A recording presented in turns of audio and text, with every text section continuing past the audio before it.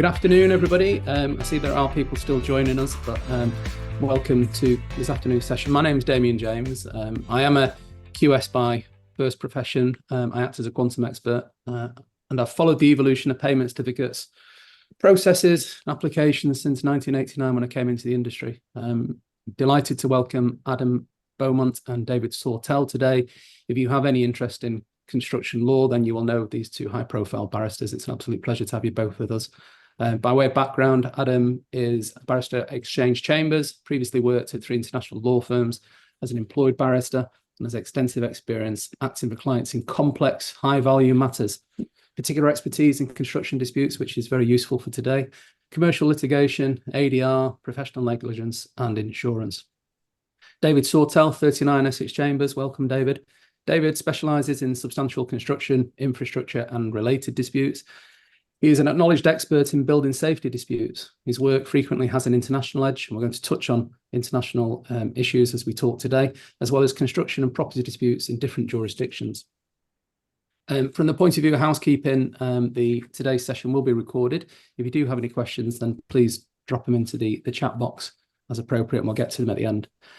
Just by way of brief overview of where we're going to go today, obviously, 3 decades ago, the Latham report was published. This was a document that was titled Constructing the Team. It was commissioned by the UK government, and it was a comprehensive review of the construction industry by Sir Michael Latham. It was born out of a need to reform the UK construction industry, or for reform in the UK construction industry. Apparently, in the early 90s, the industry was plagued by inefficiencies, cost overruns, and a culture of adversarial relationships. So the report aimed to address the inefficiencies and adversarial culture within the industry. It proposed fundamental changes. Those included procurement strategies, contractual arrangements, and quality of management. The goal and the purpose of the report was to foster a more collaborative approach to construction projects. It's to improve solvency. It was to maintain the construction market and improve its performance, allow the industry to develop, allow it to retain its skills, and encourage people to enter into the industry. The Latham report and its recommendations led to the Construction Act in 1996, and the legislation itself, it aimed to improve payment practices and dispute resolution within the construction industry. It was a significant step forward to implementing the collaborative and efficient construction sector that Michael Latham wanted for us.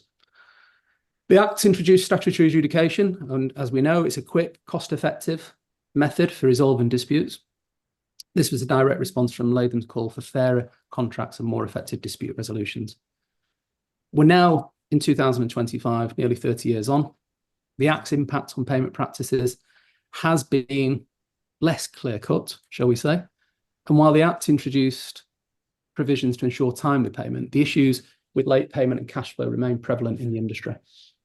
Terms that we see in social media and constructs about construction disputes, we hear the term weaponized cash flow, high value account submissions to gain leverage. And of course, we have the smash and grab. Smash and grab may be the cornerstone of many a payment dispute here in the UK. Adam, maybe I can start with you, and thank you for your patience. Can I ask you to explain the smash and grab and whether it is close to what Michael Latham envisaged? Thank you, Damian, and thank you for that generous introduction as well. It's very kind, and I think also your introduction to the Latham report is really important to understand why we have adjudication, statutory adjudication, and where it's come from. And as you rightly pointed out and indicated, one of the reasons why Sir Michael Latham thought it was necessary to have adjudication was the problem with solvency and insolvency in the construction industry, and how can we improve cash flow, particularly to contractors and subcontractors, and how can we get that cash flow moving? And one of the reasons for implementing adjudication was to improve that. So what is smash and grab adjudication? Well, in a nutshell, what we have is a regime where there is a payment application raised by a party, and in response to that, there can be a payment notice or pay less notice. But if the paperwork isn't in place for the second part of that equation, then what becomes the notified sum in the application is the amount that becomes due. So if you miss the boat with the second part, and it's usually the developer or employer, then you become liable and on the hook for paying the notified sum. So therefore, you can go off to adjudication and ask an adjudicator to provide you with the decision that you are entitled for the sum that you put in your application. And because there is no payment notice or pay less notice, that is ordinarily the decision. So you can then go off to enforcement in the courts as well, and hopefully the court will agree with you, and you'll get an enforceable decision for that sum. So that, in a nutshell, that's what smash and grab is, and smash and grab adjudication. And perhaps the kind of subtext to all of that, and the reason why it's called smash and grab, is that it is a focus on the issue of not providing the payment notice or pay less notice, as opposed to the focus on whether or not the work that's been completed has been completed. So it's more of a technical argument than looking at the underlying work that's been completed. So that's really why we have this phrase now, the smash and grab adjudication. So going back to your second point, or your second part of your question, Damian, as to where are we now with smash and grab, and is it in alignment with what Sir Michael Latham had envisaged? Well, certainly it can be said that it's improved cash flow, and it provides that speedy and robust mechanism for contractors, subcontractors usually, to get that cash flow, to get that money that they think is owed to them. So that certainly is working, and you can see that in the variety of and rather extensive cases that have gone through the courts. But perhaps the question is whether it is perhaps swung a little far further the other way, and particularly with smash and grab, so that we have situations now where contractors and subcontractors may be putting in applications for payment where they aren't necessarily entitled to that, because the work that they have undertaken doesn't back up the application that they've made.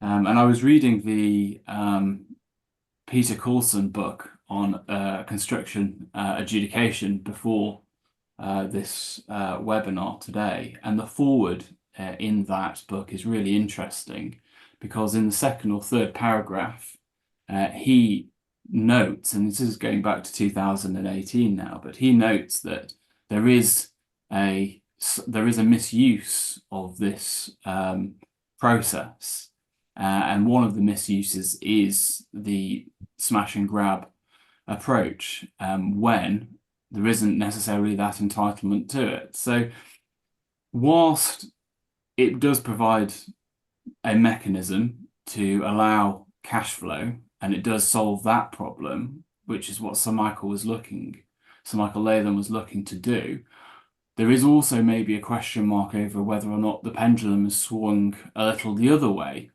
And we now have a situation where maybe contractors and subcontractors are receiving payments that are not backed up by the work that they've undertaken. Absolutely. I think, I mean, obviously, we talk about, I'm going to come to David now, but we talk about the pay now, argue later, and that principle being endorsed throughout the adjudication process. That all seems quite sensible until such time as the payment being made is potentially in excess of the value that's been earned. So from my perspective as an old style quantity surveyor, of producing an external valuation, meeting with the PQS, and then working all those numbers back into all the trades elements, what we would like to do is see the correct amount of value go into each of the subcontract payments. In the situation that is an excess, then maybe I can bring you in here now, David, in terms of the pay now, argue later, then we talk about the true valuation. Has this moved from what Mr. Latham intended? Was Latham's intention to ensure the payment of the correct amount, or an amount that is or could be correct? And maybe you can just give us a background to how we got to here. That would be really helpful, I think, for the audience. Absolutely. Well, actually, I think it's exactly what Sir Michael Latham wanted. He wanted us to argue now, pay now, and then if you have a dispute in the future about what was actually ordered, you can go to another venue, another forum to deal with it. I was going through his report again. In one of his footnotes, he quotes Lord Justice Lawton in a decision from 1976. The courts are aware of what happens in these building disputes. Cases go either to arbitration or before an official referee. They drag on and on. The cash flow is held up. That sort of result is to be avoided if possible. And in the 1970s, you have a succession of court decisions going one way and the other, with Lord Denning trying to use certificates as cash, until ultimately in the House of Lords in the Gilbert Ash case says, no, you can't use certificates like that. And the problem was, it was always open to parties to challenge a valuation or to try and drag things out, to go to court, go to arbitration, and the contractor wouldn't get paid. And heaven help the subcontractor, because he wasn't getting paid for a very long period of time. And so Michael Latham's report was a real game changer to endorse adjudication, which has been used successfully in the American construction industry, was being picked up in a new NEC form. And he said that what the crucial point was, and he emphasized this with the word crucial point, was you implement adjudication decisions at once. This is a direct quote. He said the adjudication result must be implemented at once, even if it's subsequently overturned by the courts or an arbitrator after practical completion. So it's implicit in that at the final account stage, or in a court or arbitration, you can overturn it.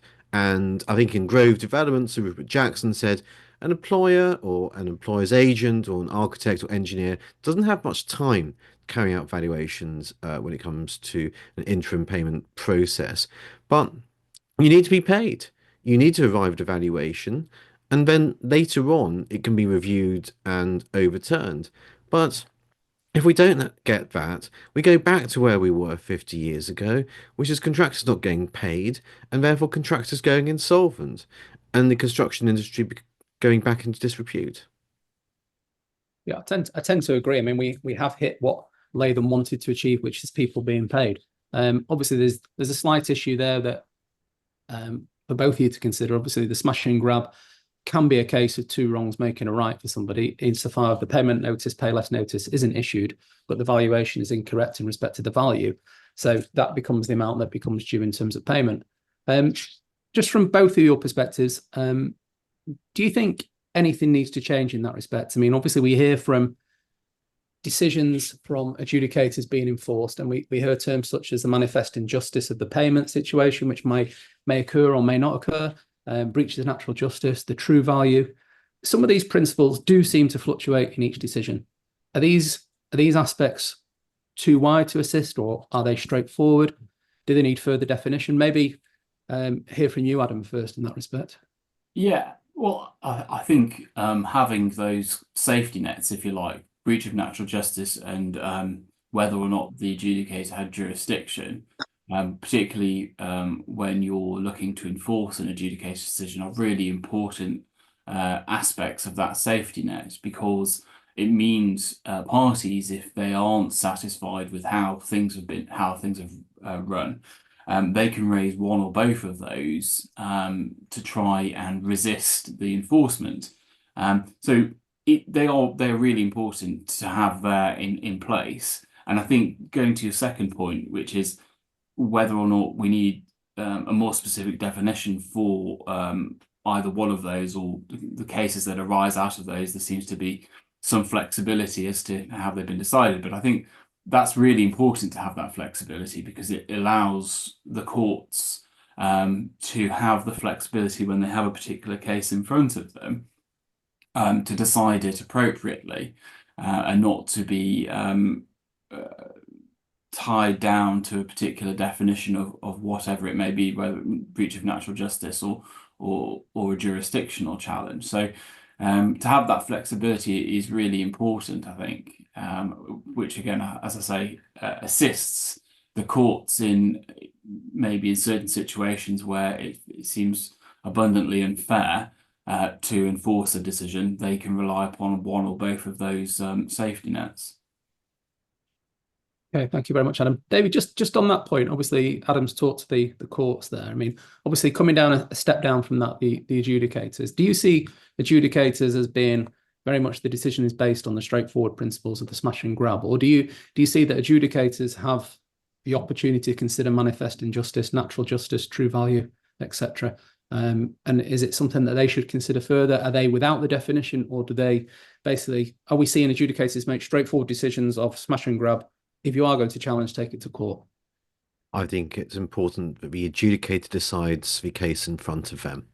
And I think adjudicators start to get into problems when they try to be overly clever or flexible or to apply some kind of jury principles to the matters between employer and contractor. And I think the case law in the UK has been quite clear. If you've got problems with, for example, whether a party can pay back the adjudicated sum, if it turns out they're not entitled to it, then you should apply to court for a stay. But until that point, you really should be enforcing adjudicators' decisions. I had a look at the King's College London report from November 2024 about trends in construction adjudication in the UK. And they have identified of technology construction court decisions in England and Wales that have been reported. 77% of them see a decision being fully enforced. I think there's another 3% where it's enforced in part. But taking that hard core of decisions aren't being enforced, a primary reason why they're not being enforced is because of problems of jurisdiction. Natural justice, not so much an uphill battle as a complete overhang when you're trying to make out a case on natural justice. But jurisdiction does seem to be more of a slippery area. And I think if we're going to be looking at reforming adjudication moving into the future and avoiding, I think what one of the comments in the comment box called chicanery by the lawyers, and maybe we need to be making the jurisdictional issues more straightforward, like we've seen in some recent decision in England and Wales and US and Ardmore, where a case involving defects under the Defective Premises Act decision was enforced. So that's why I see this going.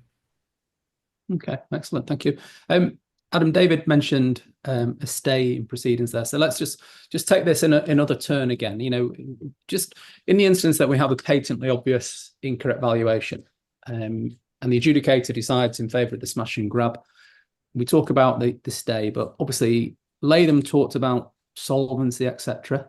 How do you safeguard?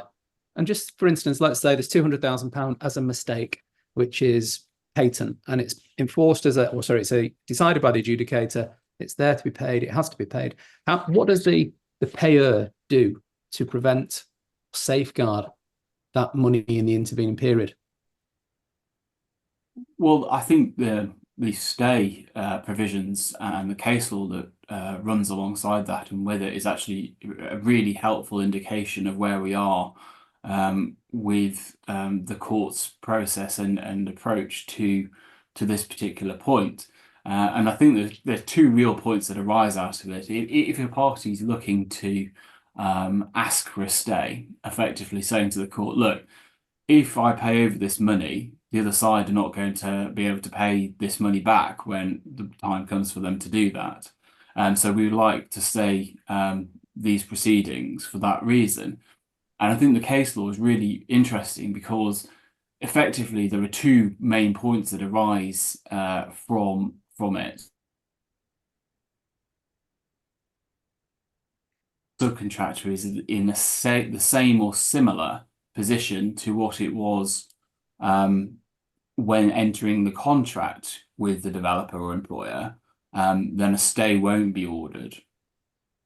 And the other point being that if the insolvency of the contractual subcontractor is as a result of not paying the adjudication fee sum that's been awarded, and then again, an order shouldn't be a stay shouldn't be ordered.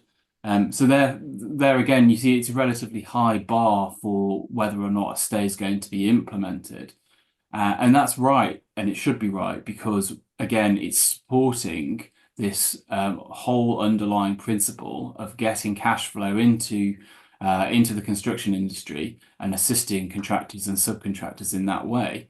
And to simply say, well, if we pay over this money, then we might not get it back, would again undermine somewhat the whole statutory adjudication process that we now have. So I think it's important to have, again, that safety net of a stay in place if that indeed is appropriate. But I think it's a high bar when one is looking to argue that particular matter. Okay, thank you. I mean, I get from what you're both saying that, you know, it's a stark reminder to get the processes corrected, because obviously the costs in trying to further the matter or to do anything further with it can become excessive and just add to the burden of the tight margins that sit within many construction companies. David, just you speak very eruditely and very clear in terms of how you say it, but we do see adjudication decisions challenged in terms of the enforcement process. People are willing to pay sums of money to resist enforcement. Why is that? What is the problem there? Is it? I mean, it seems on one hand it's quite clear that, you know, comply, pay now, argue later. But on the other hand, we see enforcement challenges being raised. What is the issue there? What is being misconstrued? There are many reasons why parties seek to resist adjudication decisions, both in the UK and internationally, that I've been involved in. A lot of the time, there's a genuine sense the adjudicators got it wrong, and they don't like the adjudicator's decision, and they want to have another crack at it, and whether in another adjudication process or in a different forum. Other parts, it is a case of trying to ward off the evil hour. You want to avoid payment. You've been ordered to pay something. You want to avoid that. I think with something like smash and grab, the colloquialism of smash and grab, there is often a sense of we shouldn't have paid this money, we made a slip up, we didn't serve a payment notice, we didn't serve a pay less notice. There must be some way to get out of what looks like some kind of injustice. But this is where I think the law's been getting a little bit overly complicated. Are the circumstances in which you can and you cannot go to a true value adjudication? I think the case law has started to stabilise around the idea, but if you could have raised it in a pay less notice, then you shouldn't be allowed to run a true value adjudication on it, because otherwise you undermine the whole point of payment notices. But I think at some point we're going to have to revisit the obiter comments of Sir Rupert Jackson in Grove Developments. So myriad reasons as to why you wouldn't want to enforce adjudicators' decision, but I think it's not always the best reasons. Okay, thank you. Yeah. Sorry, go on. Sure. Yeah, just picking up on something that David said, and I think it's a really important point, which is there is this friction, which is in the whole process, which is we have a very quick, compressed timetable to get a decision from an adjudicator who might not be a lawyer, and there might be very technical legal points that are being argued. And then there may be at the end of that process a large sum of money that one party or another has to pay. And the outcome may well be, and we find this time and time again, that, well, quite clearly what they've come up with is incorrect. It's wrong for one reason or another. So that will go to the courts and look to be enforced. And invariably you have a party that's saying, well, what's been decided is completely wrong. For one reason or another, they haven't understood what we were arguing. So there's always going to be that friction, and I suppose that's the payoff, or one of the payoffs that we have in the process, because and one of the payoffs we have to have in order for the whole adjudication provision and process to work. There is going to be that issue as to whether or not there are faults with the facts and the law in the decision. So you often see, arguments which might be tarted up in some way to look like a breach of natural justice or jurisdictional challenge, but actually it's to do with the law and it's to do with the facts. So there is that real underlying friction in the whole process, and it's something that comes up in almost every case that I've seen, certainly.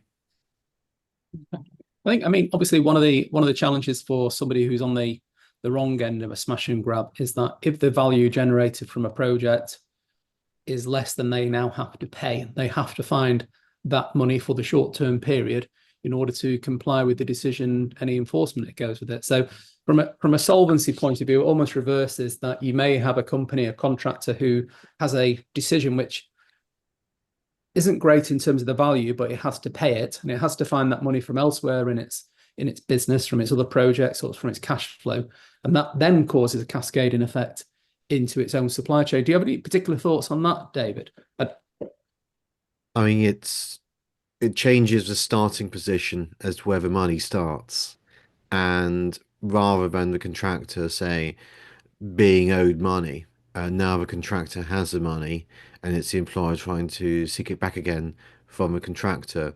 So it changes the starting position, and I think it's always like hard justice, but firm justice. You had two goes to stop that. You had a payment notice, and you then had the chance to serve a pay less notice. You didn't take those opportunities, so the starting position has now been changed. And it works the other way. If the contractor doesn't like what's set out in the pay less notice, it can't simply suspend, go off site, for example. It has to go and fight an adjudication. Um, and I think it's quite important to recognise this isn't a perfect system. It's the worst imperfect system in an imperfect world. Nicely drafted, as they say. Adam, you any further thoughts on that aspect?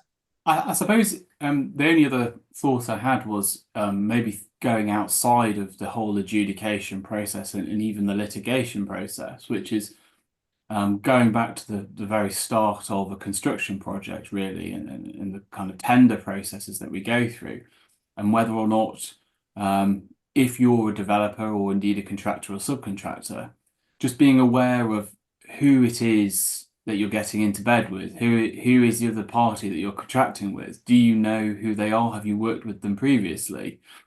Because as we all know, sometimes the lowest tenderer might not be necessarily the best one.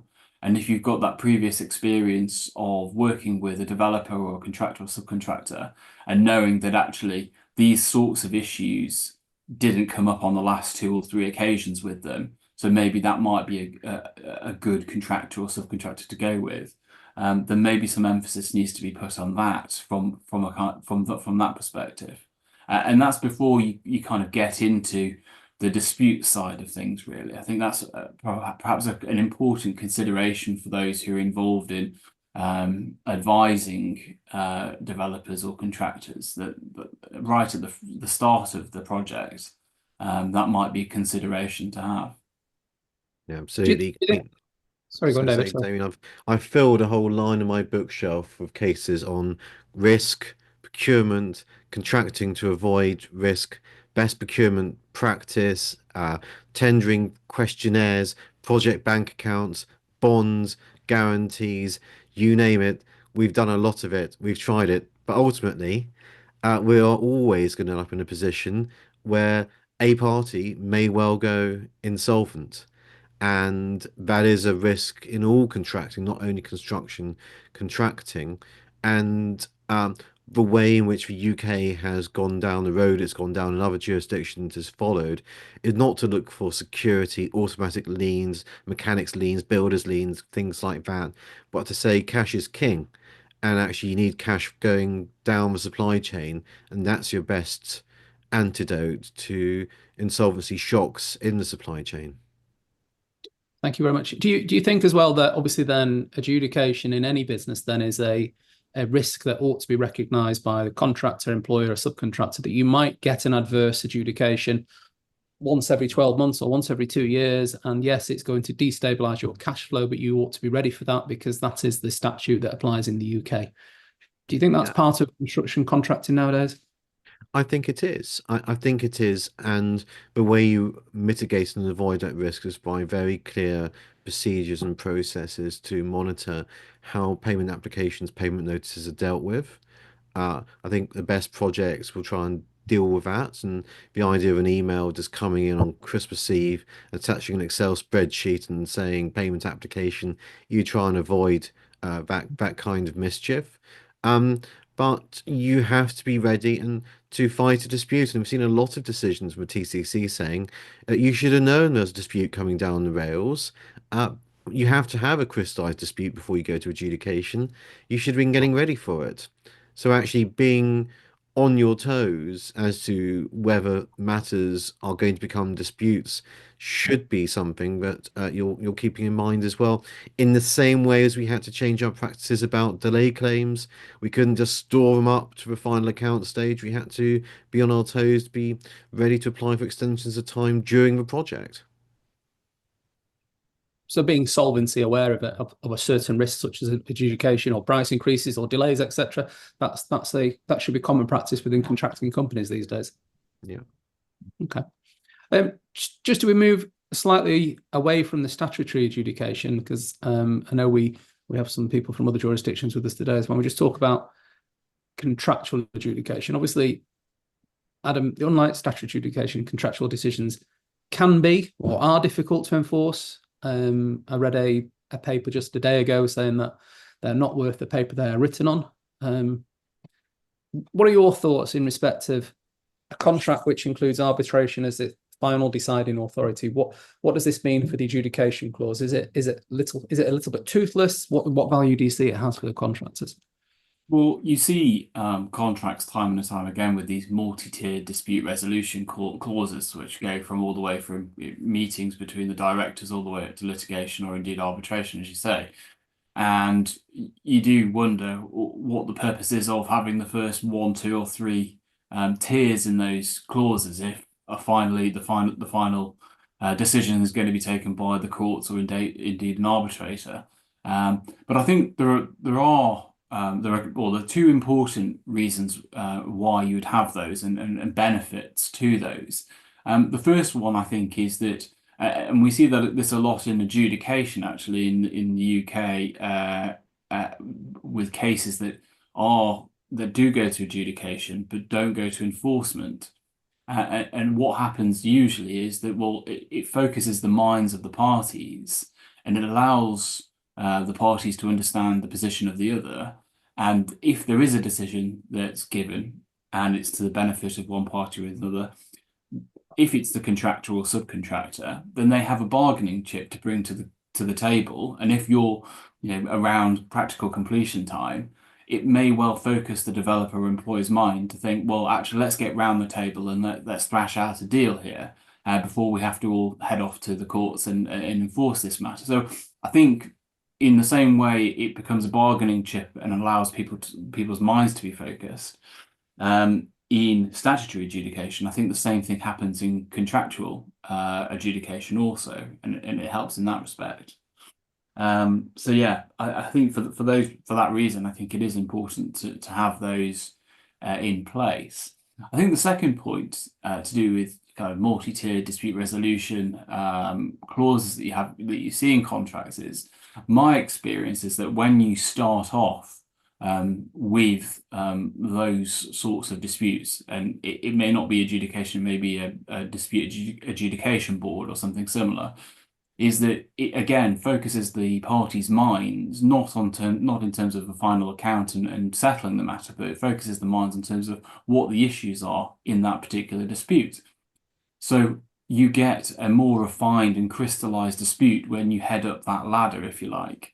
So again, I don't think it's wasted time and effort and expense necessarily, if it allows the parties to better understand what is actually in play here, what is the dispute about.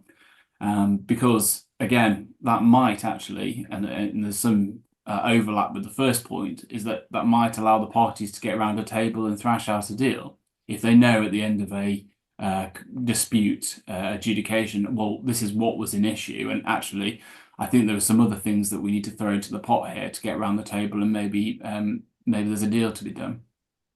Okay, excellent. David, taking another slant on that, then obviously you have international work sitting in DB boards, etc. Do you see that poor contract drafting exacerbates the issue that I put to Adam, that all disputes will eventually end in arbitration because people will walk past this? Is the issue that when Latham talked about wanting fairer contracts, it's an international problem, not just a UK problem? And in terms of that, talking of contract drafting, should there be a clause that prevents arbitration, or can there be a clause that prevents arbitration being commenced without compliance with an adjudicator's decision? So, I mean, two questions there. One, is that clause possible? Two, is this a consequence of poor drafting, which can be managed and improved?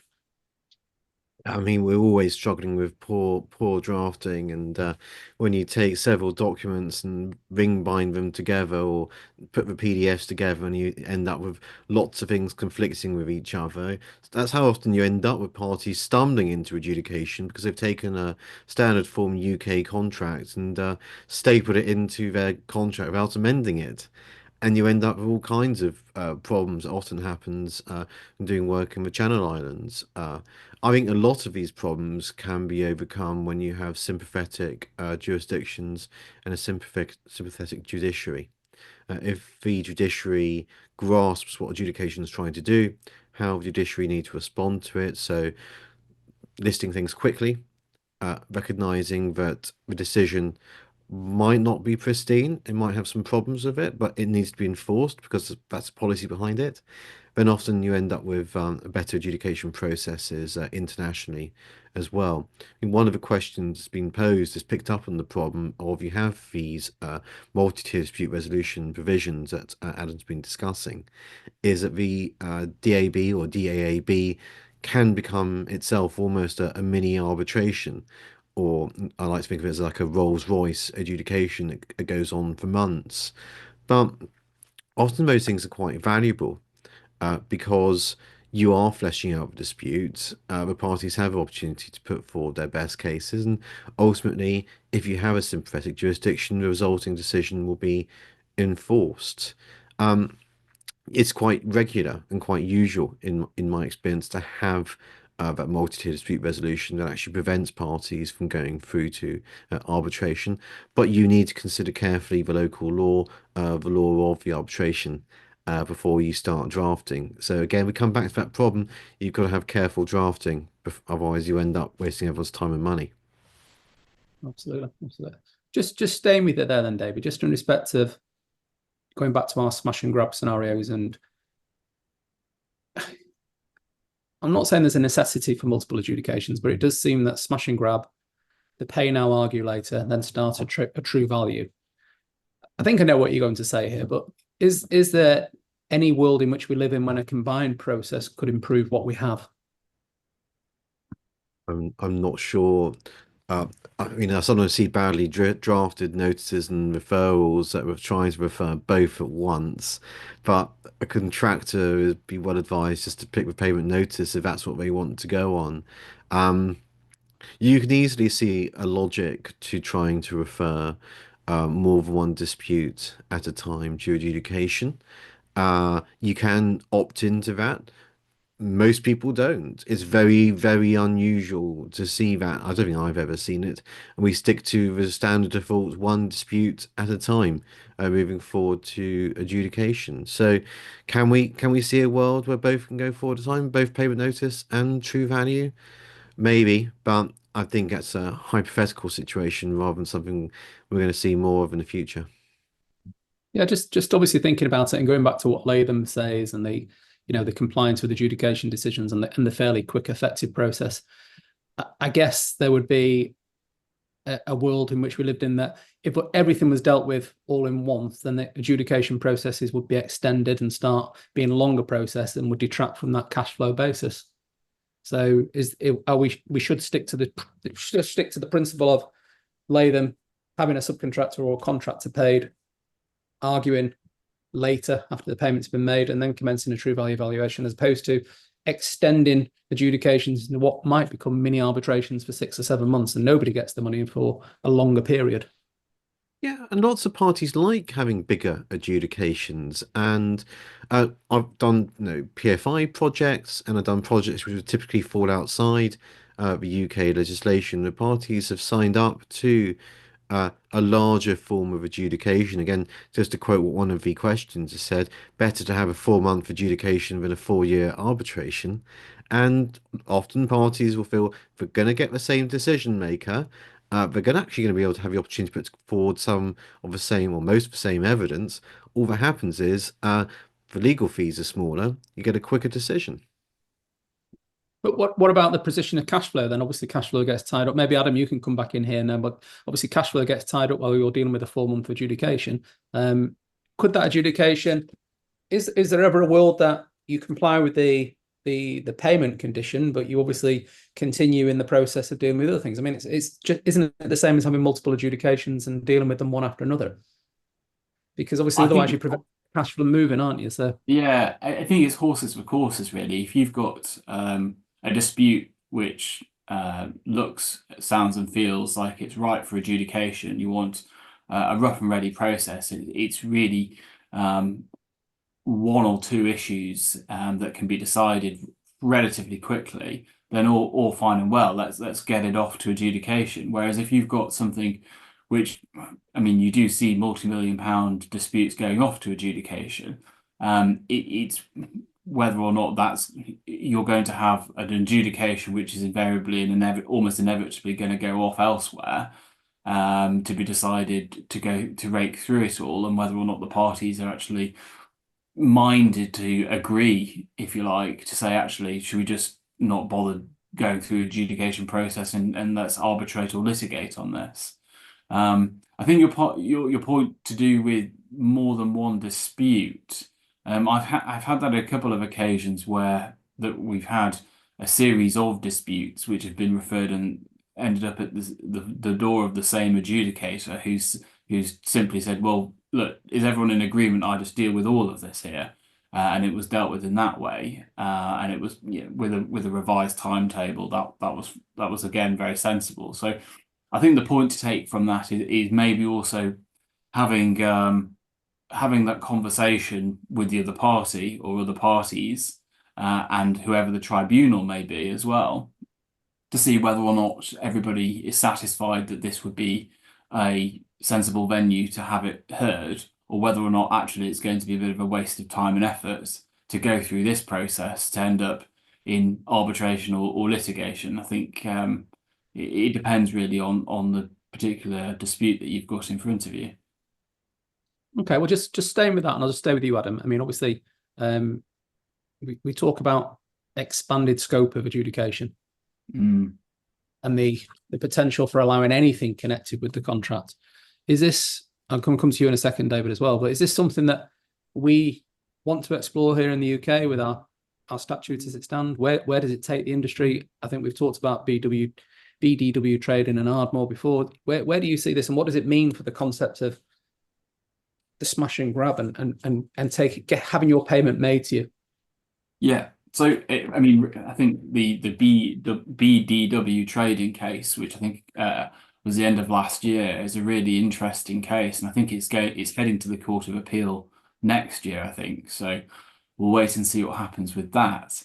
Effectively, adopting the approach to arbitration in the case of Fiona Trust by saying, well, actually, if there's anything in connection with the contract, then it can also go to adjudication, which then sucked in the whole Defective Premises Act in that particular case. Interestingly, in a recent article I read about that case, which I don't think found its way before the court in BDW trading, is that there is an extract from Hansard where this particular point was actually raised in the House of Commons, and whether or not adjudication was to do with anything under the contract or in connection with the contract, which made it a bit broader. And this point was raised in the House of Commons, and it was dismissed. And it said, no, actually, what it's about is anything under the contract. But now that wasn't before the TCC a few months ago, but I wonder if in the Court of Appeal that will be referred to, and whether or not that will have a bearing on the outcome of BDW trading. Because going back to your question, Damien, it certainly looks like, in terms of the kind of next 5 years or so, I think is what you said at the start of this webinar, is if that is to be the case, that Defective Premises Act and things of a similar ilk are to be included into the scope of adjudication, then the remit for adjudicators and disputes to adjudicators is going to be extended beyond anything that we've seen in the last 20 years or so. So that might be the route that we see adjudication taking. So we might, who knows what the outcome is going to be in the Court of Appeal. But if they stick with the TCC decision, then the breadth of disputes going to adjudications will be massive. And do you think, David, thank you for that, Adam, do you think adjudication as it is at the moment could cope with that expanded ambit? I think so. I'm quite skeptical of a floodgates argument based on Ardmore, because you've got to find an agreement to adjudicate.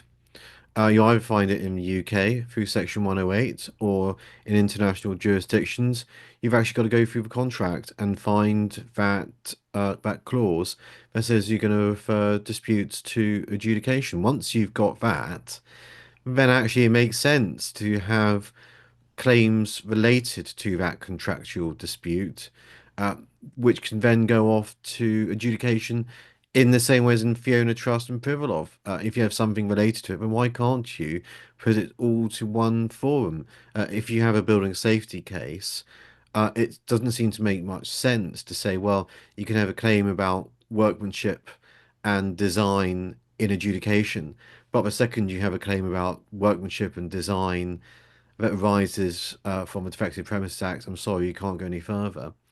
But it seems to be quite strange, and I'm not sure that we're going to see a massive increase in adjudication simply because of that tweak. Look, it's a problem that's encountered in Bresco, where the Supreme Court almost effectively endorsed Fiona Trust when it came to adjudications, and then you had a sort of a retreat from it in the profession. So maybe this is just the way forward to deal with a very strict and a very good way to resolve disputes.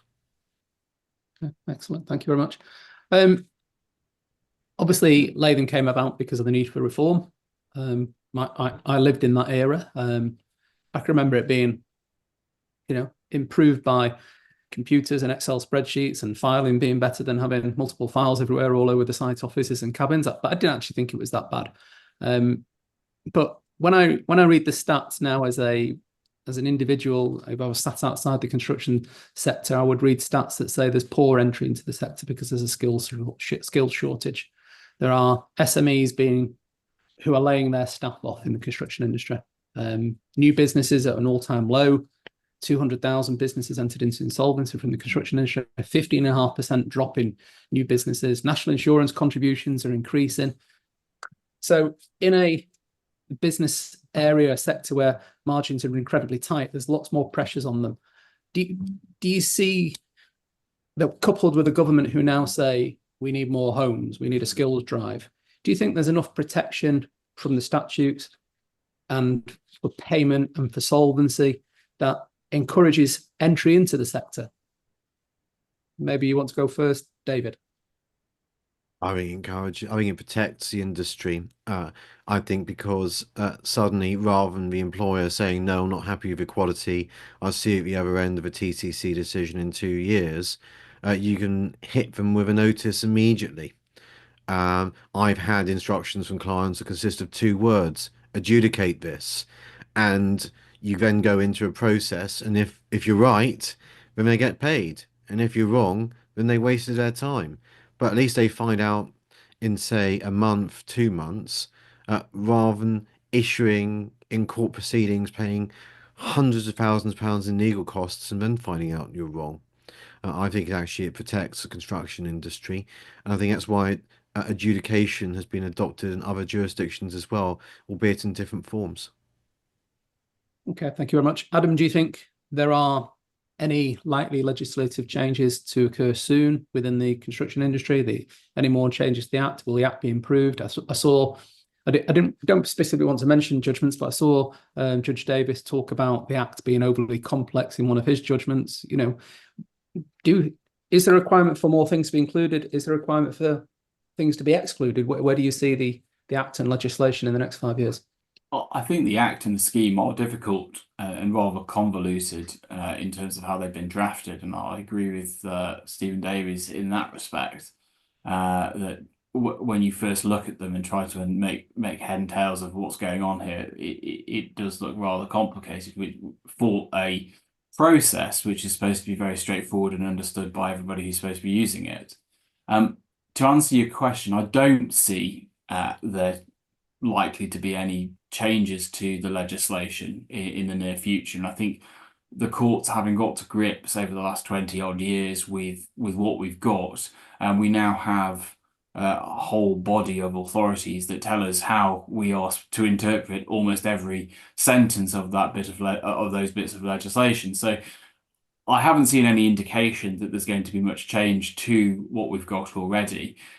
It may well be a bit of judicial interpretation of what we've got around the edges, but I think for the time being, we have what we've got already. Okay, and we definitely don't want another 20 years getting to grips with either, do we? So any changes? David, do you want to come back there, or? I think the payment provisions rules in the scheme are overly complicated, prone to confusion.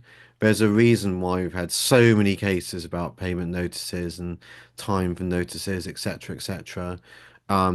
The Local Democracy, Economic Development and Construction Act 2009, very snappily titled, gives you a flavour of we tried to change it, improve it, we failed. But I mean, Adam's absolutely right. No one wants to grasp the nettle and try to simplify it in case it gets even worse by more legislation. And I'm sure most clients never thought that things got better with more law. So yes, it's problematic, but I agree with Adam. There's going to be no appetite to try and make things better. Yeah, well, you almost referred to it as a imperfect position type earlier. So obviously, historically, do we see the magic wand arriving since Macob, or are we past that point now? We are where we are.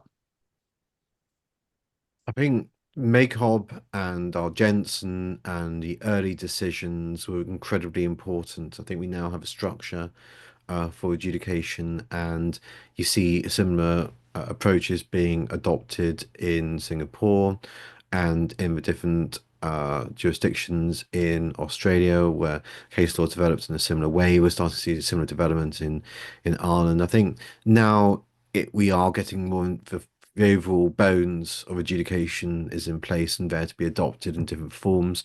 We're not going to see a magic wand moment for smash and grab or for adjudication, but I'm always happy to be surprised. Excellent. I think if you're okay, we have some questions sorted between the chat and the Q&A, and I know you've looked at a few of them, David, but maybe there's one from Stuart Thompson which says, what is the current state of play with linking payment notice, pay less notice to the receipt of a VAT notice? Receipt of a VAT, I'm not sure I meant my receipt of a VAT notice, but I know we've had a series of decisions now which make it quite clear you can't be linking these things to invoices. You can't be linking it like that. It's got to be I think the scheme is fairly clear. As much as we'd love to try and link it to other things, it's got to be a fairly systematic process now. Okay. Adam, maybe you can take the next one. Len Bunton says smash and grab is a wrong description. A party is only applying to the contractual payment terms. Any thoughts on that? Well, yeah, I don't really like the phrase or the term smash and grab, and I don't think it reflects really what's going on. So, in that sense, I'd agree with that question, really, which is what's happening is that the party who is provided the application for payment and the other side hasn't provided the payment notice, the pay less notice, are simply doing what they are ascribed to do either by the contract or indeed by the statute or the act or the scheme. So in that way and in that respect, I suppose I'm in agreement that I don't think it's a fair reflection of actually what's going on the ground, so to speak. Yeah, I've heard people trying to stop it being called smash and grab for over 10 years. I think it's such a lovely phrase that we're not going to stop using it. I'll just be told off for calling it that in the High Court. Okay. There's a couple of questions in the box from Nico Mass. He says, main contractors know only pay subcontractors when they get paid. Subcontractors cannot pay their suppliers until they get paid. Is adjudication a process to get paid? Well, I think we've established that. But I think Nico's heading at the issue there in terms of because subcontractors are taking on the bulk of the work, it's so important that they get paid. Then there's a further question from Ismail Essa, which says South Africa does have statutory adjudication. From your experiences, what are the advantages or disadvantages of statutory adjudication? So maybe there's two answers within the two sets of questions there, David, that you can deal with. I mean, one of the quiet things that the Housing Grant Construction and Regeneration Act did, which has actually worked incredibly well, was to abolish pay when paid, except for very limited circumstances. It used to be notorious. An employer wouldn't pay the contractor, so the contractor wouldn't pay the subcontractor, and then they wouldn't pay the subcontractor, and it was absolutely notorious. And you do get that in different jurisdictions still, and it's always a surprise to someone who works more in the UK because it's simply been outlawed in the UK, and I think that's probably only something that legislation can deal with.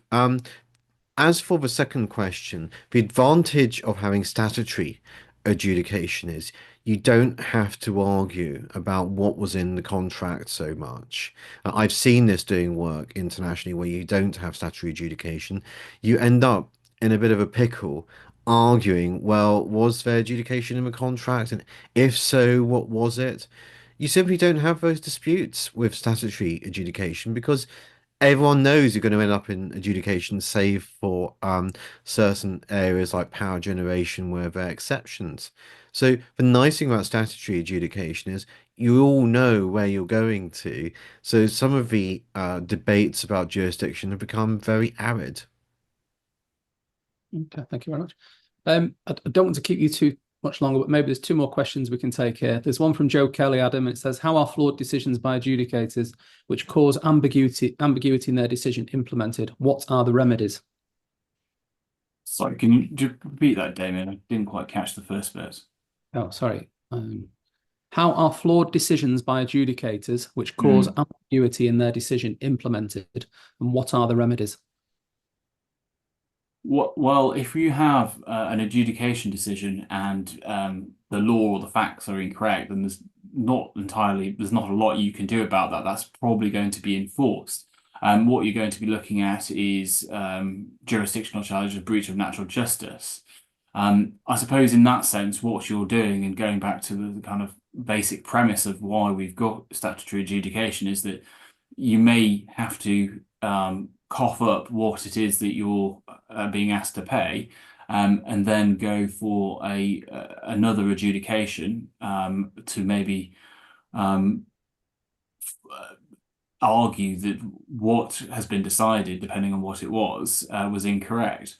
I suppose the only other point to that, which and there is an avenue to argue, which is the Part 8 proceedings, which is if in enforcement proceedings you are faced with the enforcement of an adjudicator's award which you disagree with because for one reason or another the adjudicator has got a particular issue wrong.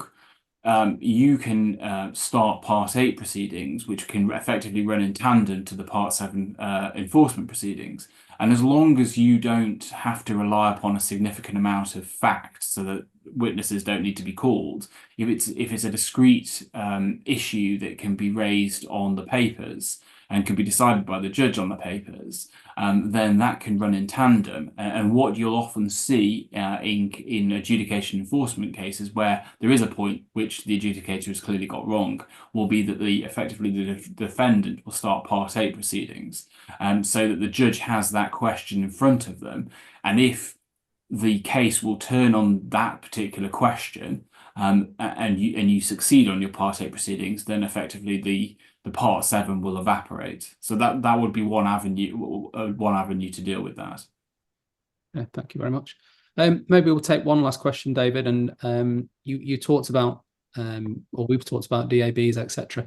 There's a question here, and it's not quite a question, but it says, how does smash and grab fit into a typical DAB provision in a FIDIC contract? It does say, Octane does say that this is a total new terrain for some of us, but just talking about DAABs in the provisions in a FIDIC contract, does the smash and grab sit in there? I think with difficulty, and I think I myself have not seen a smash and grab go through a DAB or DAAB. I don't know. I mean, I've seen much more complicated disputes get to that stage rather than through repayment notices. So I think first of all, you have to check your payment provisions in your FIDIC contract and to see whether they have imported something similar to Section 111 of the Housing Grants Construction and Regeneration Act, which makes it clear if it's notified sum, you have to pay. I think subject to that, I have found it quite unusual, and I haven't seen a smash and grab go through a DAB or DAAB.